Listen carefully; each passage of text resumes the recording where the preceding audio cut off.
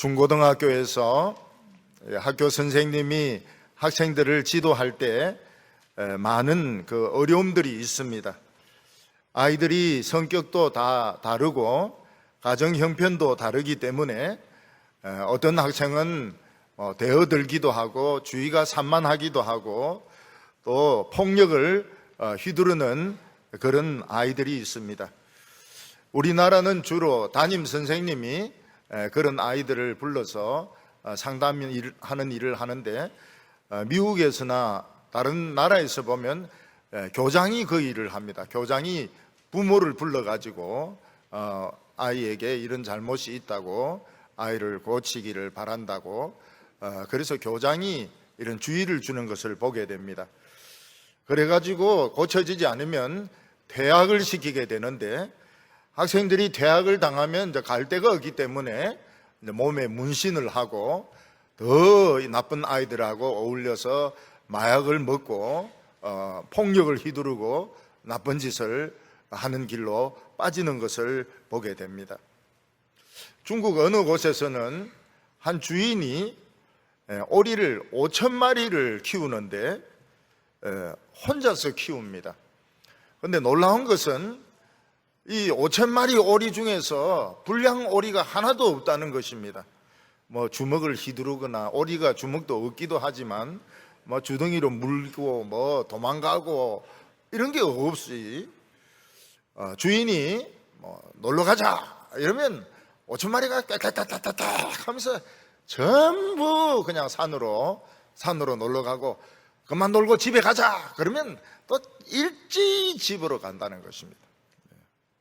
자, 이제 모이를 먹자 그러면 일제히 다다다다다다다다 하면서 먹고, 그만 먹어라 이러면 이제 그만 먹는다는 것입니다.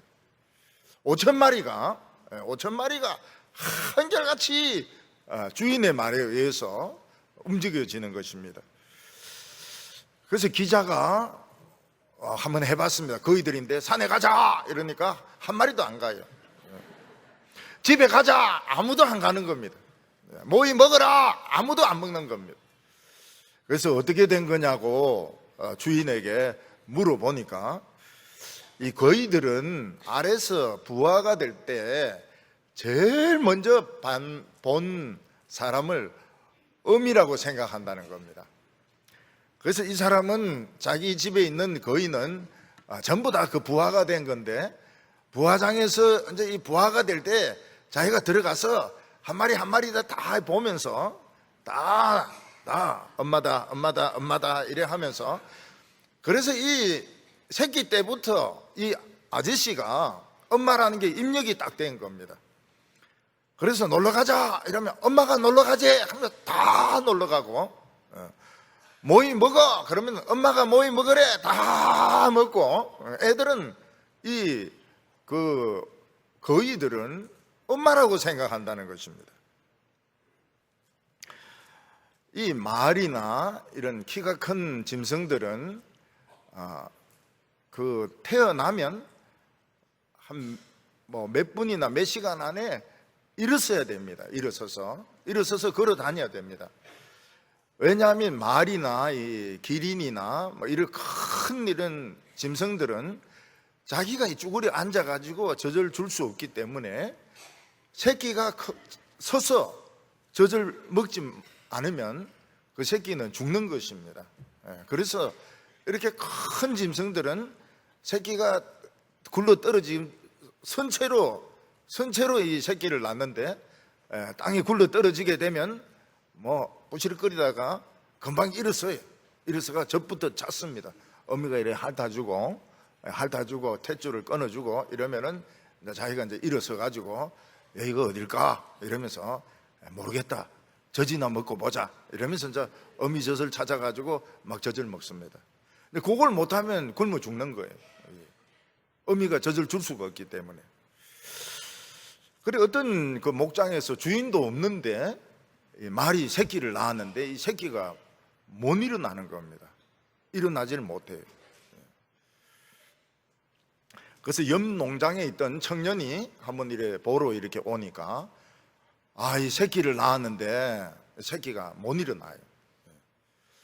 그래서 이 망아지를 들고 뭐 무겁습니다. 들고 젖을 주려고 이래도 어미가 안 주려고 그래요. 뭐 일어서지도 못하는 놈 왜 젖을 주나, 발로 막 차고 이래가지고 줄 수가 없는 겁니다. 그래서 우유로 이렇게 해서 먹이려고 하니까 새끼가 안 먹어요. 새끼가 안 달다 이러면서, 안 달다, 안 먹어요. 그래서 그 청년이 생각을 하다가 자기 손에 꿀을 발라가지고 이렇게 조금씩 이렇게 먹으니까, 꿀은 먹어요. 이 다네 이러면서 꿀을 조금씩 먹는 겁니다. 그래서 이제 이 새끼 망아지가 정신을 이제 조금씩 차리게 되고, 그리고 난 뒤에는 우유를 이렇게 젖병에 넣어서 이렇게 먹이게 되고, 그리고 이제 이 새끼가 나중에 일어서게 되었습니다. 그래서 이제 엄마인데도 발로 차지 말라고 잘 달게 해가지고 이 망아지가 이제 살아나게 된 것입니다. 이 여청년이 없었으면 이 망아지는 굶어 죽은 것이죠. 미국이 드라마를 이래 보면 그 아이들이 남자나 여자나 그 어렸을 때는 그렇게 이쁠 수가 없습니다. 이쁠 수가 없어요. 남자아이나 여자아이들이나 말도 너무 잘 들어요. 말도 너무 잘 듣고 착하고, 가서 자라고 하면 금방 가서 자고, 막 너무너무 애들이 이쁘고 착하고 말 잘 듣고 완벽하죠. 근데 10대만 되면 눈빛이 벌써 딱 달라집니다. 눈빛이 벌써 사나워지고 막 사사건건 대들고 말싸움하고 대들고, 벌써 성질이 굉장히 거칠어지고요.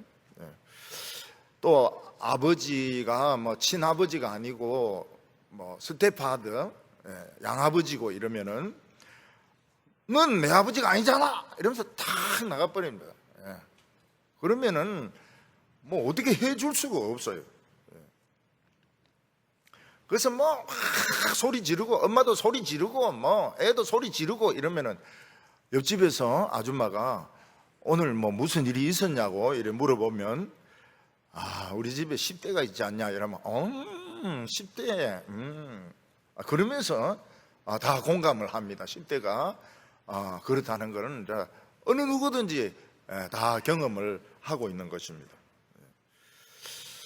아이들이 부모와 막 싸우고 이러는 것은 자기 정체성을 찾으려고 그렇게 하는 것입니다. 부모는 늘 어린애로 생각합니다. 어린애로 생각해서 뭐 차 조심해라, 길 조심해라, 나쁜 사람 따라가지 마라 뭐 이러는데, 자기는 그런 상태가 아니라는 거예요. 자기는 어른이라는 거예요. 어른처럼 좀 대해달라는 뜻인데, 서로가 이제 그걸 잘 모르는 거예요. 이해를 못하는 거예요. 그래가지고 막 그 애들이 대드는 겁니다. 대들고, 부모는 이놈이 안 그랬는데 그러니까 막 야단도 치기도 하고, 어떤 데는 막 가출도 해버리고 말이죠.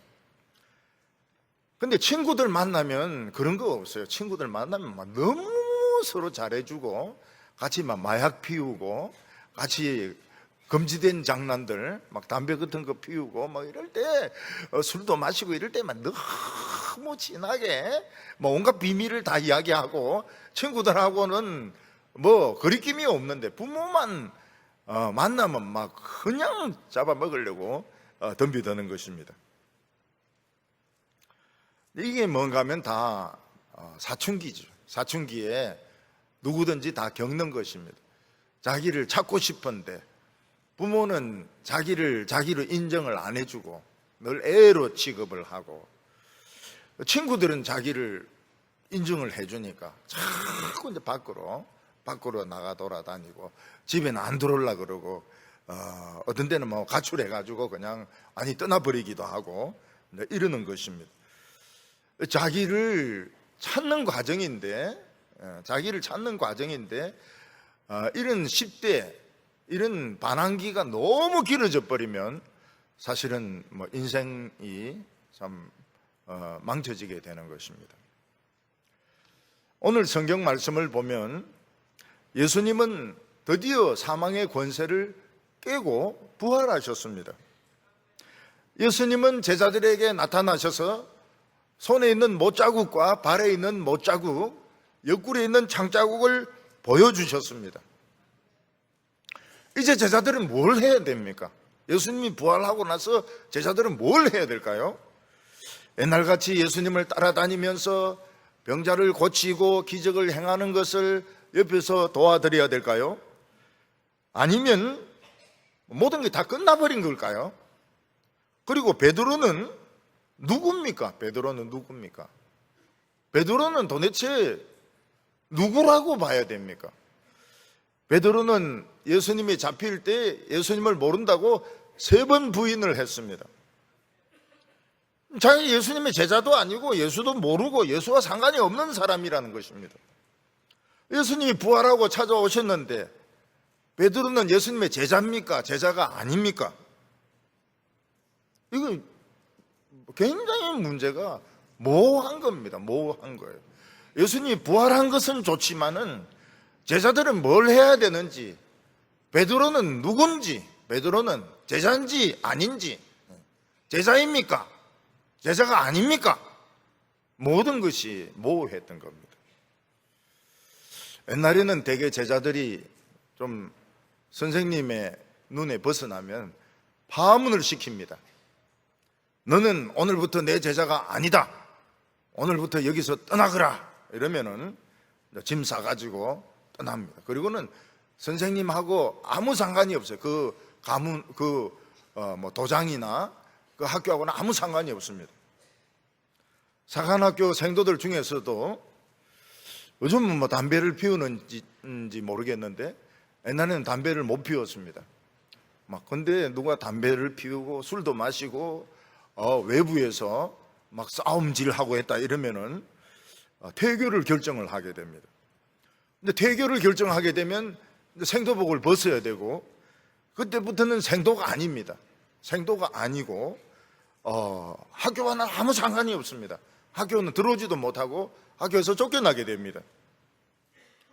베드로는 예수님에게서 쫓겨난 것은 아닌데 자기가 예수님을 모른다고 3번을 부인했습니다. 베드로는 예수님의 제자입니까? 예수님의 제자가 아닙니까? 베드로는 공식적으로 자기가 예수님의 제자가 아니라고 했습니다. 그럼에도 불구하고 베드로는 예수님의 제자들하고 같이 있습니다. 자기는 제자가 아니라 하면서 제자들하고 같이 있습니다. 제자입니까? 아닙니까? 아닌 게 아닙니까? 아닌 것도 아니고 아닌 것도 아닌 것도 아니고 도대체 어떻게 된지 알 수가 없어요. 근데 중요한 사실은 베드로가 굉장히 그 침체에 빠져가지고 막 그 활발하게 주님을 따르던 대답도 잘하고 성경에 물어보면 대답은 막 항상 베드로가 먼저 합니다. 엉터리 대답도 있지만 진짜 대답도 많고요. 베드로는 지금 옛날로 돌아올 수가 없어요. 예수님을 모른다고 3번 부인했기 때문에. 예수님을 팔아먹었던 가룟 유다는 양심이 있어서 자살이라도 했습니다. 베드로는 자살할 용기도 없습니다. 베드로는 제자가 아니라고 그랬어요. 그런데 지금 제자들하고 같이 있습니다. 예수님하고도 같이 있습니다. 아마 마귀가 베드로를 그냥 둘 리가 없습니다. 너는 왜 제자도 아니면서 왜 여기 있냐? 넌 여기 없어야지. 너 제자가 아니라며. 그리고 가룟 유다는 자살했는데 너 왜 자살 안 하는 거야? 응? 자살해야지. 가룟 유다는 양심이라도 있어서 자살했는데 너는 왜 살아있는 거야? 그러면서도 또 예수님께 갈 수 없는, 가까이 갈 수 없는 어떤 그 벽이 있습니다. 벽이. 불신의 벽이 있습니다. 우리는 때로 친한 그 친구들하고 어떤 불신의 벽이 있을 때 가까워질 수가 없습니다. 가까워질 수가 없어요. 누가 묻습니다. 네 친구냐? 이렇게 물으면 친구도 아니고 아닌 것도 아니고 이렇게 대답합니다. 친구도 아니고 아닌 것도 아닌 것도 아니고. 친구는 뭐 다 털어놓고 다 이야기하는 건데 그런 사이는 아니라는 거예요. 그렇지만은 옛날에는 우리가 친구였다는 겁니다. 옛날에는 우리가 친구였는데 지금은 친구가 아니라고 그래요. 지금은 우리는 친구가 아니라고 그래요. 지금은 서로 이야기도 안 한다고 그럽니다. 예수님은 이런 베드로 굉장히 애매합니다. 예수님의 제자였어요. 근데 지금은 자기가 아니라고 했어요. 근데 지금 예수님하고 제자들하고 같이 있습니다. 그거 좋으니까요. 여기가 좋으니까요. 그리고 이 베드로는 지금 죽을 수는 없습니다. 베드로는 죽을 수가 없습니다. 가룟 요단은 죽었지만 자기는 죽고 싶지가 않아요. 죽고 싶지가 않아요. 그때 예수님께서는 베드로가 이 모든 껍질들을 다 벗어버리고 그 옛날의 그 열정적인 베드로로 돌아오기를 원하셨습니다. 예수님은 실패했던 베드로를 다시 이끌어서서 아주 진짜 옛날같이 뜨거운 열정으로 많은 사람들을 주님께로 인도하는 그런 사람이 되기를 원하셨던 것입니다. 그래서 예수님은 베드로를 그냥 두지 아니하시고 베드로에게 찾아가셔서 말씀을 하셨습니다. 첫 번째로 예수님은 내가 나를 사랑하느냐 이렇게 물으셨습니다. 15절에 그들이 조반 먹은 후에 예수께서 시몬 베드로에게 이르시되 요한의 아들 시몬아 내가 이 사람들보다 나를 더 사랑하느냐 하시니 이르되 주님 그러하나이다. 내가 주님을 사랑하는 줄 주님이 아시나이다. 이르시되 내 어린 양을 먹이라 하시고. 처음 하는 말이 참 중요한데요. 만일 예수님께서 베드로에게 처음 말씀하시기를 너 왜 나를 모른다고 했어? 너 나를 알잖아. 왜 모른다고 했어? 그러면 베드로는 주님 쥐구멍이 어디 있습니까? 그 들어가 죽을랍니다. 그랬을지 모르겠습니다. 주님이 이 한심한 베드로야 너 날 배신했어? 요즘 그런 말 신문에 나오더라고요. 너 나 배신했어? 이런 말들이 나오더라고요. 이 한심한 베드로야 너 나 배신했어? 어떻게 너가 나를 모른다고 말할 수 있어? 3년 동안 따라다녔는데. 이렇게 말을 했어도 베드로는 굉장히 부끄러웠을 것입니다. 지금 베드로와 예수님 사이에서는 무슨 이야기를 해도 통할 수 없는 그런 막이 쳐져 있었습니다. 불신의 벽이 쳐져 있었습니다. 만약 예수님께서 베드로에게 너는 나를 모른다고 했지만 난 널 사랑해. 그러면 어떨까요? 베드로가 아마 굉장히 위로를 받았을까. 주님은 여전히 나를 사랑하시는구나. 근데 예수님은 거기서 팍 뛰어넘었습니다. 나는 너를 사랑해. 거기서 뛰어넘었습니다. 먼저 예수님이 베드로를 부르기 전에 이름을 불렀습니다. 요한의 아들 시몬, 요한의 아들 시몬아. 예수님은 베드로에게 베드로 또는 게바라는 이름을 지어주셨습니다. 반석이란 뜻입니다. 이게 베드로의 새 이름입니다.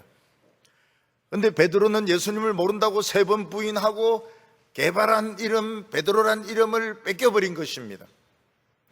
이제 베드로는 요한의 아들 시몬입니다. 아무것도 아닙니다. 아무것도 아닙니다. 예수님의 부름을 받기 전의 상태로 돌아가 있습니다.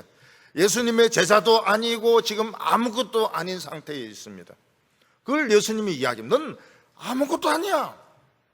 넌 아무것도 아니야. 너의 제자도 아니고 신자도 아니고 아무것도 아니고 너는 요한의 아들이야. 요한의 아들 시몬이야. 그러니까 베드로는 할 말이 없습니다. 맞습니다. 나는 아무것도 없습니다. 그런데 예수님은 벼락같이 묻습니다. 그런데 내가 나를 사랑하느냐? 그걸 묻습니다. 너 모든 불신앙과 실패에도 불구하고 너는 나를 사랑하느냐? 이걸 묻습니다. 기독교에는 그럼에도 불구하고가 굉장히 중요합니다. 너는 지금까지 술도 마시고 교회도 안 다니고 거짓말도 하고 불신자와 같이 살았지만 그럼에도 불구하고 너는 나를 사랑하느냐? 하나님을 믿느냐? 그겁니다. 그럼에도 불구하고 많은 불신앙적인 행동에 빠져 있었지만은 그럼에도 불구하고 너는 나를 사랑하느냐? 사랑하느냐 하는 것은 다른 말이 아닙니다. 예수님이 하나님의 아들로 보낸 것을 믿느냐는 것이거든요. 예수님이 하나님의 아들로 찾아온 것을 믿느냐? 그게 예수님의 사랑을 믿는 것이고 예수님을 사랑하는 것입니다. 예수님은 이 모든 사람들보다 나를 더 사랑하느냐? 제자들도 다 사랑합니다. 근데 경쟁적으로 베드로가 더 사랑을 한다, 그런 뜻이 아닙니다. 다른 사람들이 뭐라고 군지렁거리든 뭐 베드로가 말이지 예수님을 모른다고 하고 그때 막 욕까지 하더라고. 베드로가 예수님을 부인할 때 그때 옆에서 들었던 사람들이 하는 말이 막 예수님 대해서 막 욕을 하더라고. 비르먹을 젠장 막 이런 된장 막 이런 욕을 막 하더라고. 그 사람들이 베드로에 대해서 말이 많아요. 많이 많아요. 다른 사람들이 뭐라고 군지렁거림에도 불구하고 그럼에도 불구하고 너도 말씀대로 못 살았고 실패했고 3번 부인했고 너가 자퇴를 했고 하나님의 학교에서 자퇴를 했고 다른 사람들도 너를 불신하고 있고 나쁜 말들 하고 있는데도 불구하고 너는 내가 하나님의 아들인 것을 믿느냐? 그 말입니다. 근데 베드로는 다른 것은 다 모르겠어요. 다른 것은 너무 엄청난 일이 일어났기 때문에 너무 엄청난 일이 일어났고 자기도 죽는 것이 겁이 났고 참 막 가룟 유다가 그래 죽을 줄도 몰랐고 막 너무너무 모든 게 혼란스러웠지만은 베드로에게 분명한 것 하나는, 절대로 부인할 수 없는 것 하나는 예수님이 하나님의 아들이시다는 것은 부인할 수가 없었습니다. 자기는 그 하나님의 아들을 사랑했습니다. 다른 누가 뭐라고 말해도 자기는 예수님을 사랑했습니다. 그래서 베드로는 내가 주님을 사랑합니다. 내가 주님을 사랑하는 줄 주님이 아십니다. 그렇게 이야기를 했습니다. 결국 베드로와 예수님이 그 불신의 벽을 뚫고 통할 수 있는 유일한 것은 무엇인가 하면 바로 예수님이 하나님의 아들이라는 것을 믿는 것이었습니다. 사람들에게 변명하는 것도 아니고 다른 사람과의 관계를 개선하는 것도 아니고 또 뭐 다른 특별한 행동을 하는 것도 아니고 예수님이 하나님의 아들이라는 걸 믿는 것이, 그게 예수님을 사랑하는 것이고 그게 예수님과의 관계를 침체에서 벗어나는 길이었던 것입니다. 내 영혼아 어찌하여 내 속에서 불안해하는고 하나님을 바라라. 하나님을 바라라. 우리가 인간이기 때문에 많은 실패를 합니다. 신자답지 못한 행동도 많이 합니다. 하나님 앞에 나왔는데 하나님께서 무엇을 묻습니까? 예수가 하나님의 아들인 것을 믿느냐? 그 믿음이 있느냐? 믿습니다. 그러면 일체 딴 것을 묻지 않습니다. 너 왜 그래? 그런 행동, 왜 그때 그런 행동을 했어? 왜 그때 돈 떼먹었어? 왜 그때 거짓말을 했어? 왜 그때 못된 짓을 했어? 그런 걸 묻지를 않습니다. 베드로가 내가 주님을 사랑합니다. 주님이 나를 사랑하는 것이 아니고 내가 주님을 사랑합니다. 그게 뭡니까? 주님의 사랑을 향하여 손을 내미는 것입니다. 주님은 나를 사랑하세요. 그래도 나도 반응이 있어야 됩니다. 난 주님을 향하여 손을 내밉니다. 그때 주님이 그걸 받아주십니다. 오늘 우리가 예수님의 옷자락을 잡으러 나왔는데 옷자락아 내 앞에서 펄럭이라 그래가 안 돼. 손을 내밀어 가지고 딱 잡아야 돼. 옷자락을 딱 잡아야 돼. 예수님의 옷자락을 잡아야 되고 예수님을 말씀을 딱 잡아야 되는 것이지, 옷자락아 내 콧구멍으로 들어오너라 이렇게 해봐야 그거 아무 소용이 없어요. 딱 잡아야 됩니다. 내가 나를 사랑하느냐, 그 말은 너도 손을 내밀어서 잡아라는 것입니다. 내가 주님을 사랑하는 줄 주님이 아십니다. 이러니까 예수님이 다 됐다, 충분하다, 이제 다 끝났다, 이제 딴하게 하자 이렇게 안 했습니다. 또 물었습니다. 16절에 또 두 번째 이르시되 요한의 아들 시몬아 내가 나를 사랑하느냐 하시니 이르되 주님 그러하나이다. 내가 주님을 사랑하는 줄 주님이 아시나이다. 이르시되 내 양을 치라 하시고. 처음엔 이제 어린 양인데 양이 이제 조금 컸습니다. 중간 양쯤 된 것 같아요. 양을 치라 이렇게 했습니다. 주님은 베드로가 다른 것은 다 부인을 해도 예수님이 하나님의 아들이신 것을 부인하지 않는다는 걸 알고 계셨습니다. 그러면 한 번만 물어보면 되는 것이지, 예수님은 똑같은 질문을 또 묻거든요. 요한의 아들 시몬아 내가 나를 사랑하느냐, 이 모든 사람들보다 나를 더 사랑하느냐. 왜 예수님은 똑같은 질문을 또 했을까요? 그거는 우리가 인간이기 때문에 늘 마음으로 원하지만은, 생각은 그렇지만은 몸은 따로 논다는 것을 예수님이 알고 계시기 때문입니다. 사람이 머리로는 죄를 꺼내야 되겠다 이렇게 생각을 합니다. 그리고 막 하나님 앞에 회개합니다. 절대로 그런 행동하지 않겠습니다. 그러면서 회개를 합니다. 울면서 막 회개를 합니다. 30분 지나기 전에 슬슬 또 한 번 또 죄짓고 싶은 생각이 또 슬슬 듭니다. 이 인간이라는 것이 이게 생각대로 안 돼. 어떤 사람이 참 담배 골초였는데 담배를 딱 끊었습니다. 그래서 남은 담배를 부인에게 가지고 가서 주면서 맹세를 했습니다. 내가 다시 담배를 피우면 개아들이라고 딱 담배를 줬습니다. 부인이 얼마나 좋아합니까? 남편이 담배 주면서 개아들이라 그러니까. 담배 딱 줄 때는 진심으로 끊었습니다. 정말 개아들이 될 각오를 하고 말이죠. 개아들이 될 각오를 하고 줬습니다. 근데 30분 딱 지나니까 살살 생각이 나는 거예요. 너무 생각이 나는 거예요. 너무 생각이 나는 거예요. 그 맡긴 것이 참 잘못된 행동이란 걸 안 거예요. 그래서 어떻게 합니까? 쓰레기통을 뒤지기 시작합니다. 부인인데 도로 돌라고 할 수는 없고, 근데 마침 긴 장초가 발견이 된 거예요. 그때 입에서 뭐가 나옵니까? 할렐루야가 나옵니다. 너무 반가워가지고 어떤 미친놈이 이걸 다 안 피우고 이걸 조금만 빨다가 이거 버렸느냐. 그래가지고 그게 그렇게 맛있게 피웁니다. 이게 막 그 장초의 발견,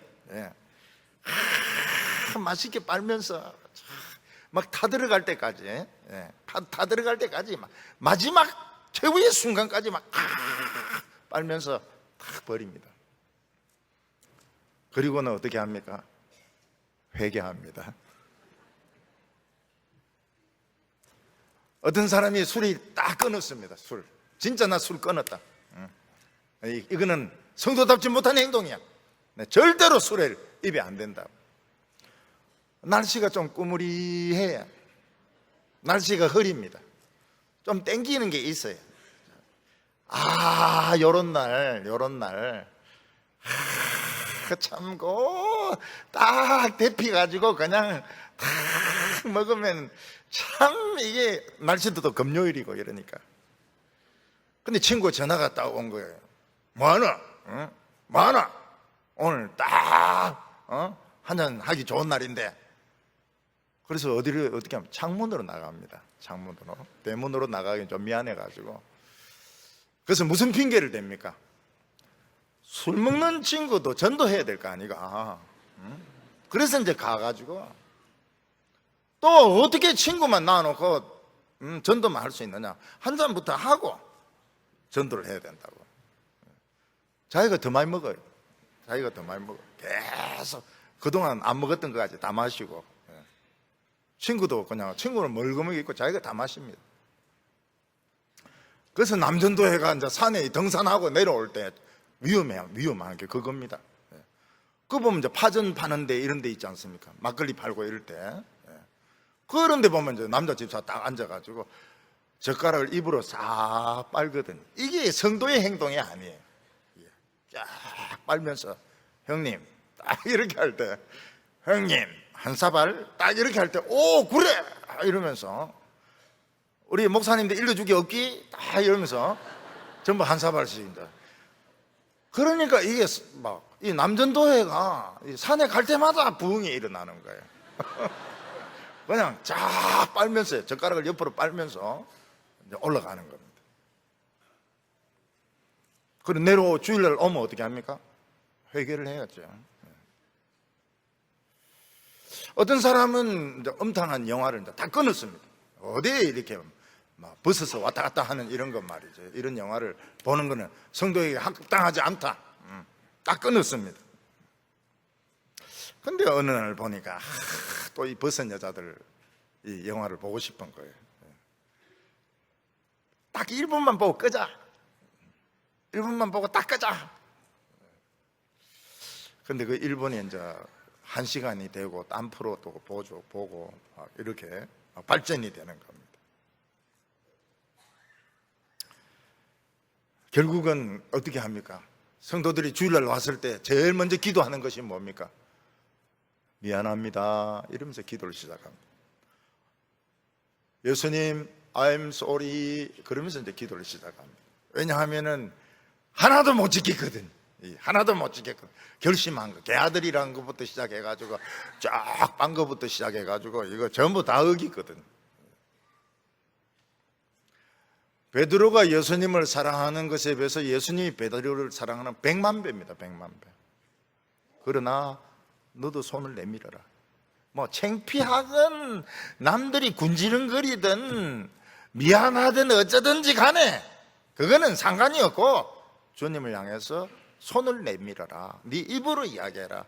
내가 주님을 사랑합니다.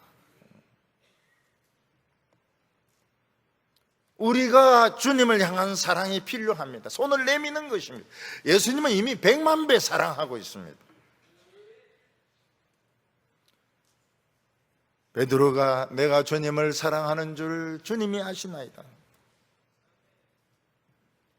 주님이 내 양을 먹이라. 조금 더 큰 양입니다. 근데 예수님 세 번째 똑같은 질문을 하십니다. 17번에 세 번째 이르시되 요한의 아들 시몬아 내가 나를 사랑하느냐 하시니 주께서 세 번째 내가 나를 사랑하느냐 하심으로 베드로가 근심하여 이르되 주께서 모든 것을 아시오매 내가 주님을 사랑하는 줄을 주님이 아시나이다. 예수께서 이르시되 내 양을 먹이라. 두 번째로 물은 것은 이해가 됩니다.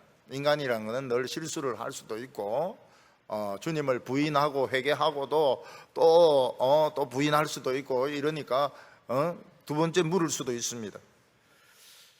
근데 세 번째로 물으니까 베드로가 자기 대답에 뭔가 잘못이 있는가 의심이 든 겁니다.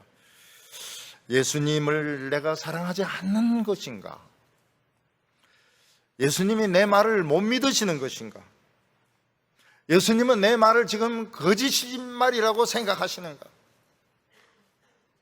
그래서 베드로가 굉장히 근심을 했습니다.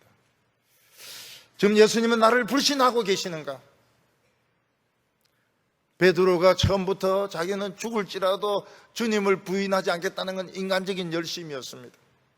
지금 두 번 이야기하는데도 인간적인 열심이 포함되어 있습니다. 근데 베드로가 세 번째 예수님 물으니까 굉장히 근심을 했습니다. 아, 내가 할 수 있는 것이 아무것도 없구나. 그 괴로움 가운데서, 고통 가운데서 대답을 했습니다. 진짜 난 아무것도 못합니다. 그렇지만은 주님을 사랑하는 것은 틀림이 없습니다. 그때 예수님께서는 내 양을 먹이라고 말씀을 하셨습니다. 이 세 번째 대답은 틀립니다. 세 번째 대답에서 베드로는 그 자기 속에 있는 인간적인 열심, 인간적인 야망들 다 버리고 진짜 난 아무것도 못하지만 예수님을 사랑하는 것만은 틀림이 없습니다. 그 고백을 하면서 베드로는 모든 그 불신의 벽이 다 벗겨졌습니다. 다시 옛날 베드로로 돌아온 것입니다. 베드로는 침체에서 벗어났습니다. 오늘 두 번째로 예수님은 양을 먹이는 새로운 시대가 왔다고 말씀하셨습니다. 예수님이 부활하신 후에 제자들은 무엇을 해야 될지 몰랐습니다. 예수님이 살아나신 후에도 옛날같이 따라다니면서 병자를 고치고 귀신을 고치고 예수님의 말씀을 들어야 되는지, 아니면 예수님이 왕이 되었기 때문에 자기들이 이제 신하가 되어야 되는지, 아니면 세상의 악과 싸우기 위해서 그들은 전쟁할 준비를 해야 되는지, 무엇을 해야 되는지 알 수가 없었습니다. 근데 예수님께서 말씀하신 것은 내 어린 양을 먹이는 것이 너희들이 할 일이라고 말씀했습니다. 이곳저곳에 흩어져 있는 예수님의 어린 양을 찾아서 먹이는 것입니다. 어린 양들은 어떤 양들입니까? 너무 어려서 지금 태어난 지 몇 시간도 되지 않고 하루 이틀밖에 되지 않은데 일어서지 못하고 있습니다. 어미젖을 찾지도 못하고 있습니다. 이런 양들은 그냥 두면 죽을 수밖에 없습니다. 제자들은 이런 양들을 찾아야 됩니다. 찾아가지고 그들에게 우유병을 먹여줘야 됩니다. 그 우유를 안 먹으니까 그러면 입에 꿀 같은 걸 발라가지고 조금씩 먹게 만들고, 그 다음에 이제 우유를 넣어주고, 그 다음에 이제 계속 안고 이렇게 먹을 것을 줘야 됩니다. 그러니까 꿀은 다니까 어린 양이 힘이 없어도 꿀은 조금씩 빨아먹거든요. 그러다가 조금씩 우유병에 있는 우유도 이제 빨아먹기 시작합니다. 또 잘 때도 춥지 않도록 담요를 가지고 오고 지푸라기를 가지고 와서 안고 자야 됩니다. 베드로와 다른 사도들이 해야 될 것이 무엇인가 하면 바로 이런 어린 양들이 스스로 커서 풀을 뜯어 먹을 때까지 돌봐주어야 되는 일을 해야 되는 것입니다. 예수님께서 베드로에게 내 어린 양을 먹이라고 말씀하셨을 때 위대한 교회의 시대가 온 것을 선포하는 것입니다.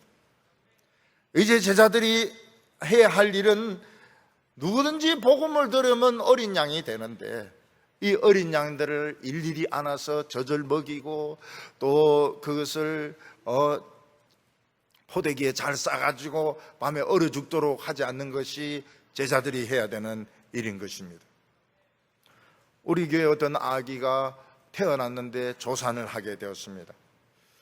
아기 엄마는 아기가 인큐베이터에 들어있기 때문에 젖을 먹일 수가 없었습니다. 그래서 어떻게 하느냐 물어보니까 엄마 젖을 집에서 이제 짜가지고 냉장고에 넣었다가 이제 저녁이나 때가 되었을 때 병원에 가지고 가서 호수로 먹여준다는 것입니다. 근데 이 호수로 먹여주는 엄마 젖을 먹고 애는 자랐습니다. 나중에 저는 매주 만나면 소식을 물었습니다. 그 아기가 퇴원을 했습니다. 아기가 엄마 젖을 빠느냐 이런 물어보니 이제 빤다는 거예요. 빤다고. 애가 우느냐 물어보니까 운다는 거예요. 시끄럽다는 겁니다. 지금은 이제 애가 잘 컸어요. 완벽하게 컸어요. 이제는 뭐 젖을 끊었을 겁니다. 젖을 끊었을 거예요. 잘 울고 이제는 울지도 않을 겁니다. 다 커가지고. 우리 어떤 남자 아기는 조산을 했는데 숨을 쉬지 않습니다. 그래서 교회에서 기도도 많이 하고 아기를 인큐베이터에 넣어가지고 인공호흡을 시켰습니다. 나중에 이 아기가, 남자 아기가 스스로 숨을 쉴 수 있게 되었습니다. 요즘 이 아이가 컸습니다. 네, 컸어요. 예배에 안 빠집니다. 예배에 안 빠져요. 오늘도 왔습니다. 오늘도 와가지고 인사 꼭 하고, 그 인사는 전부 강요되는 인사입니다. 엄마가 막 머리를 뒤에서 눌리니까 어쩔 수 없이 터지는 것보다 인사하는 게 나으니까 억지로 인사하고, 그리고 이제 또 지금 갑니다. 지도 바쁩니다. 굉장히 바쁩니다. 뭐 영화분지 유아분지 또 가가지고 또 성경 공부 또 해야 됩니다. 우리 교회 기도 시간에 보면 할렐루야 하는 그 어린이가 있습니다. 나는 그 여자애인 줄 알고, 이 여자애가 참 할렐루야를 한다고. 근데 걔가 남자애인 거예요. 그러니까 누나가 유치부인데 자기 동생이 남자인데 목사님이 여자라고 하는 거예요. 그래서 어느 날 동생을 데리고 내 인데 왔습니다. 얘가 할렐루야인데요, 남자예요. 근데 보니까 머리는 여자같이 잘랐는데 남자가 맞아요. 그래서 남자구나, 또 오늘도 할렐루야 해라 이러니까 예 이러면서 탁 가더라고요. 언니는, 누나는 유치부고 얘는 영아부고. 참 우리 교회에 이런 어린이들이 있다는 것은 복입니다. 복입니다. 진짜 대단한 일입니다. 근데 박자를 처음에는 조금 빨리 하더라고요. 다른 사람보다도 할렐루야를 조금 먼저 하더만 요즘 이제 박자를 탁 맞춰서 하니까 애 소리가 잘 안 들려요. 제 할렐루야하고 똑같이 합니다. 할렐루야 이걸 딱 맞춰가 해요. 애가 그 참 음악 감정이 뛰어나더라고요. 내 양을 먹이라. 세 번째 양은 큰 양을 말하는 것입니다. 여러분, 중간 양은 이제 풀을 좀 뜯어 먹을 수 있는 양이지만은, 그렇지만 길을 잃기도 싫고 절벽에 떨어질 수도 있고, 또 힘센 양에게 바칠 수도 있고, 늑대에게 물릴 수도 있습니다. 이런 양들을 돌봐줘야 되는 것입니다. 그리고 그 좋은 풀을 먹도록 만들고 맑은 물을 먹도록 이렇게 해줘야 됩니다. 목자는 양을 말이나 돼지처럼 키우는 것이 아닙니다. 목자는 양에게 좋은 풀을 먹이고 좋은 물을 마시게 만들면 양이 이제 커지게 됩니다. 살이 찌게 되고 새끼도 잘 넣고 털도 많아지게 되는데, 그 털을 깎아가지고 결국은 돈을 버는 것입니다. 근데 다 큰 털은 세상으로 보냅니다. 다 큰 양은 세상으로 보냅니다. 예수님은 제자들에게 내가 너희를 세상에 보내는 것은 양을 이리 가운데 보내는 것과 같다고 말씀하셨습니다. 양이 이리 가운데 가면 틀림없이 물려 죽을 텐데요. 그러나 우리는 세상에서 죽지 않는 법을 가르쳐 주어야 됩니다. 이 세상에서 예수님은 너희는 비둘기같이 순전하고 뱀처럼 지혜로워라고 말씀하셨습니다. 이 세상에 있는 사람들은 거인이지만 눈먼 거인입니다. 그래서 우리가 빨리 움직여야 되고 잘 움직여야 됩니다. 잡히지 않으면 얼마든지 살아남을 수가 있는 것입니다. 예수님이 주시는 영감에 따라서 앞으로 나갈 때는 나가고 뒤로 물러설 때는 물러서고 이렇게 하면 얼마든지 살 수 있습니다. 거인들, 눈먼 거인들, 외눈박이 거인들 충분히 살 수가 있습니다.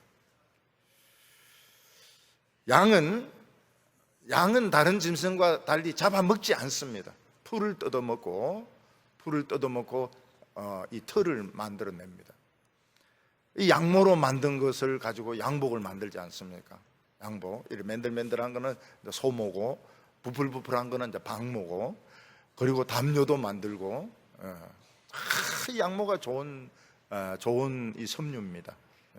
요즘은 이제 합성 섬유가 나와가지고 양모에 이제 제일 가까운 것이 폴리에스터입니다. 폴리에스터가 양모에 이제 제일 가까워요. 가격이 싸고, 그다음에 염색이 잘 되고, 따뜻하고, 그래서 지금 막 옷값이 굉장히 싸죠. 앞으로 우리나라도 이 섬유를 고급화 시키면 돈 벌 수 있습니다. 지금까지 너무 저임금으로 이래 했는데 고급 특수 이런 섬유로 하면 우리나라 섬유가 또 발전할 수 있습니다. 우리나라 사람들도 한다면 하는 성질이 있기 때문에 언젠가는 해낼 겁니다. 우리는 하나님의 특사고 비밀 병기고 에이전트입니다. 그래서 겉으로 신분을 드러내는 것보다는 좀 감추고 뒤에서 살살살 쳐서 움직여가지고 폭발을 일으키는 것이 훨씬 낫습니다. 오늘 기독교는 너무 정체를 드러냅니다. 너무 정체를 드러내가지고 막 기독교가 막 거리로 뛰쳐나가고 이러는데 그것도 나쁜 방법은 아니지만 대개 FBI나 국정원 이런 요원들은 신분을 드러내지 않습니다.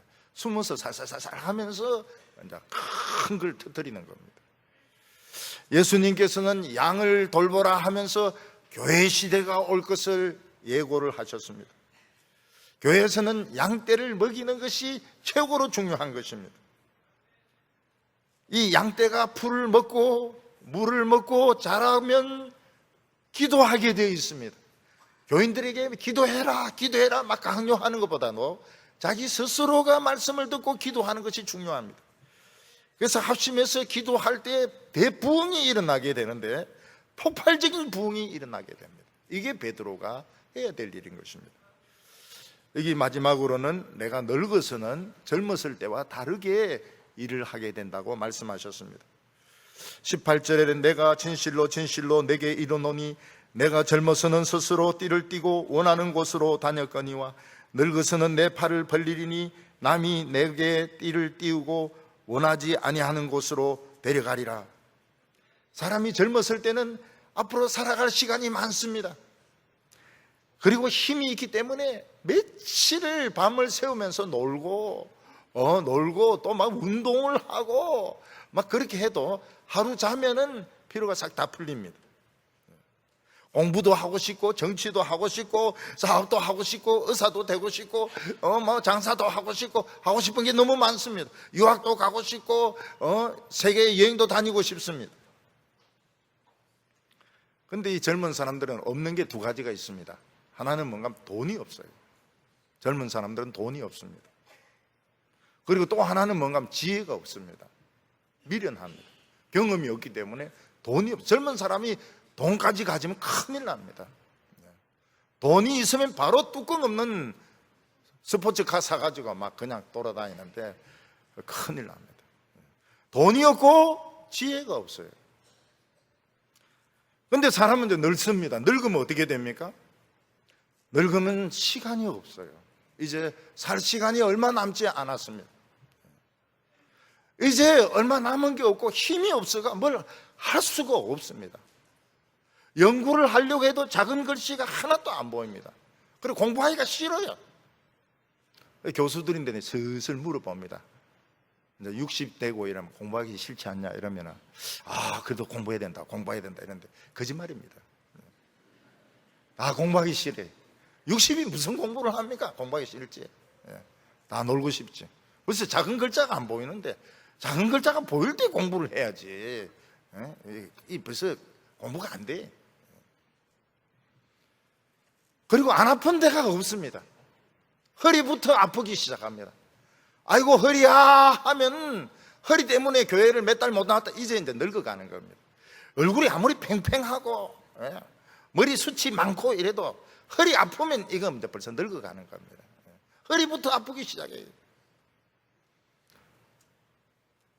정년 퇴임을 하면 학교 교장 얼마나 하는 게 많습니까? 교수님들 얼마나 하는 게 많습니까? 하나도 못 써먹습니다. 하나도 써먹을 데가 없어요. 처음에는 막 자전거도 타고 등산도 다니고 해외여행도 다니고 이랬지만 전부 돈 드는 거고 힘든 겁니다. 얼마나 힘든지 몰라요. 나중에 이제 방구석에 있습니다. 노인은 시간이 없어요. 시간이 없어요. 그런데 있는 게 있습니다. 두 가지가 있습니다. 돈이 있어요. 아무리 돈이 없다 하지만 꼬불지 놓은 거 다 있습니다. 다 돈이 있어요. 돈이 있어요. 그리고 지혜가 다 있습니다. 한평생 살면서 들은 거, 읽은 거, 아는 게 굉장히 많아요. 그 아는 걸 젊은 사람들인데 가르쳐 주면 얼마나 좋겠습니까? 젊은 사람들 꼰대라 그럽니다. 안 들으려 그래요. 잔소리라고. 젊은 사람들은 정답이 필요가 없어요. 젊은 사람들은 자기가 답을 찾으면 되는데 왜 꼰대 이야기를 들어요? 예. 그러니까 이 노인들은 더 소외되는 겁니다. 안 만나요. 노인들하고 젊은 사람들하고 안 만납니다. 젊은 사람들은 자기 또래를 만나야 이야기가 재미있고 연애도 하고 놀러도 다니고 이러지. 영감제 하나 붙어 있으면 모든 거 감시당하고 이러니까 절대로 같이 안 놀거든요. 근데 이 노인이 보물입니다. 보물. 노인이 보물입니다. 지혜의 보물이고 믿음의 보물이고 기름덩어리입니다. 부흥의 기름덩어리입니다. 이걸 못 써서 그렇지. 그래서 이걸 못 쓰면 죽는 날만 기다리고 있다고요. 죽는 날만. 운동하러 돌아다니는데 그 코스가 똑같은 코스입니다. 똑같은 코스. 다 긋고 집에 돌아오고 죽을 날만 기다리는 겁니다. 그거는 바른 방법이 아닙니다. 교회에서 노인은 보물입니다. 보물. 예배 시간에 보면 노인도 계시고 청년도 있고 어린이도 있고 근데 좋은 모습이에요. 굉장히 좋은 모습입니다. 예수님은 베드로의 그 띠뛰는 방법을 가지고 설명을 합니다. 젊었을 때는 스스로 띠뛰고 원하는 대로 다녔지만은 지금 이제 베드로가 한 30대나 40대 될 겁니다. 유대인들은 띠를 띠는 방법이 두 가지가 있습니다. 하나는 그냥 정식으로 띠를 매는 것이고 달리기나 싸움을 하거나 이럴 때는 이걸 밑에 걸 걷어 올리가 다시 띠를 띱니다. 베드로는 젊어서 많은 영적인 전쟁을 치릅니다. 띠를 다시 띠가지고 막 싸웁니다. 마귀와 싸우고 여러 군데 다니면서 하나님의 일을 합니다. 늙어서는 늙어서까지 산다는 거예요. 하나님은 베드로에게 시간을 보장해 줍니다. 늙어서는 내가 팔을 벌리고 다른 사람이 내게 띠를 띄우리니. 여러분 늙어도 띠는 자기가 맬 수 있어요. 우리 교회 베드로 회가 나이 드신 어른들인데 다 혁대 자기가 메고 옵니다. 부인이 안 메줘요. 자기가 메고 다 온다고요.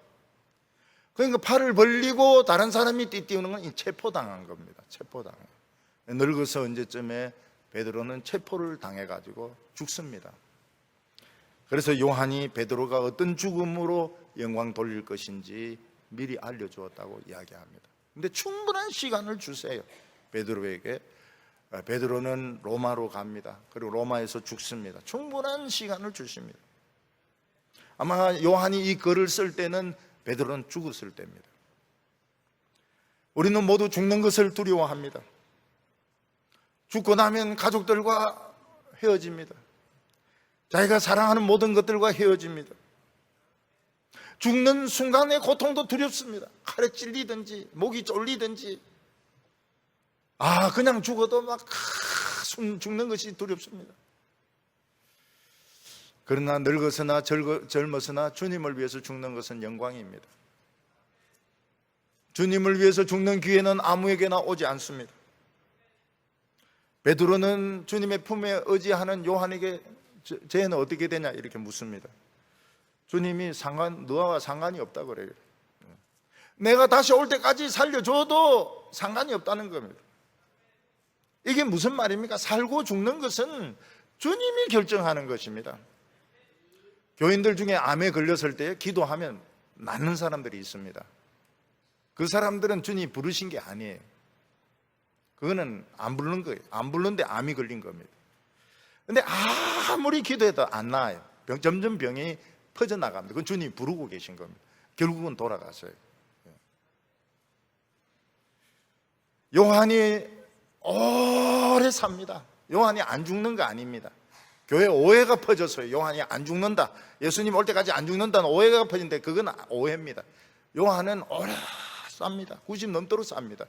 그래서 사도들이 다 죽은 다음 세대의 복음을 전합니다. 다음 세대에. 그래서 요한이 밤모섬에 갔다가 다시 나올 때 90이 넘습니다. 그때 에베소 광장에 한 3만 명이 모입니다. 그때 요한이 설교합니다. 90 넘은 노인들이 형제들아 사랑하자. 잘 들리지도 않는 목소리로 형제들아 서로 사랑하자. 감동 많이 받죠. 예, 굉장히 감동을 많이 받죠. 그 돌아가시는 분들은 주님이 불러서 돌아가시는 겁니다. 어떤 부인은 그래요. 우리 영감을 안 부르고 왜 딴 사람을 부르냐고. 영감을 좀 빨리 불러가 데리고 가라고. 그것도 그 주님이 결정할 문제지 당회가 결정할 내용이 아닙니다. 당에서 죽을 사람들 명단 쫙 정해가지고 주님 요 순서로 데려가 주십시오. 그거는 살인 명단인데 부인들은 그래요. 우리 영감제를 데리고 가야 되는데 저거 못된 인간 저거 그 마음대로 안 돼요. 어떤 영감제에는 막 부인이 죽기를 원하는데 죽으려다가 살아나고 이런 사람도 있어요. 우리는 자신의 길이 있습니다. 우리는 자신의 길을 가야 돼. 내 마음속에 예수님을 믿는 믿음이 있으면 딴 건 문제가 안 됩니다. 내 주님을 사랑하는 겁니다. 남들이 뭐라고 군지렁거리든 그거는 상관이 없습니다. 이거는 내가 주님을 사랑하는 것입니다. 나는 회복이 된 것입니다. 우리는 시간을 허비하지 마시고 젊어서나 늙어서나 시간 허비하지 마시고 참 후회 없는 아름다운 인생을 다 사시기 바랍니다.